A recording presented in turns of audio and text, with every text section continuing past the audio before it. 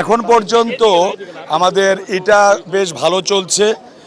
Election শান্তিপূর্ণভাবে চলছে। এখন পর্যন্ত সবার মধ্যে সম্প্রীতি আছে এবং কোনো অভিযোগ কোনো প্যানেল কারোর বিরুদ্ধে করেনি। তবে আমার মনে হয় যে ভালোভাবে এর মধ্যে 400-র কাছাকাছি ভোট কাস্ট হয়েছে।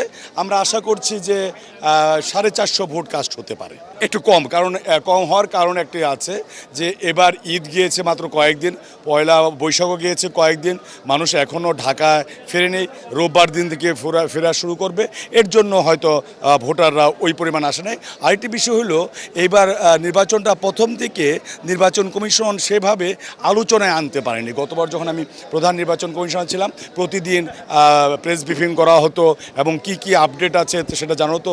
মানুষ এখন আপডেট খবর চায়, মানুষ বাসি খবর চায় না। এই ব্যবস্থাটা বর্তমান নির্বাচন কমিশন করেনি যে কোনো ব্যাপারও, এর জন্য আলোচনায় আসেনি।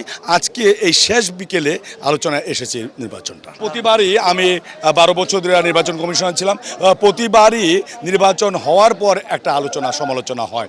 যেমন একবার 19 সালে যখন নির্বাচন হলো, একটা সমালোচনা হয়েছিল যে সকাল 10টা পর্যন্ত না রাত্র 10টা পর্যন্ত শুনেছে মৌসুমি পাস করেছে, ভোর 6টার সময় শুনে মৌসুমি ফেল করেছে, এরকম অভিযোগ আসে।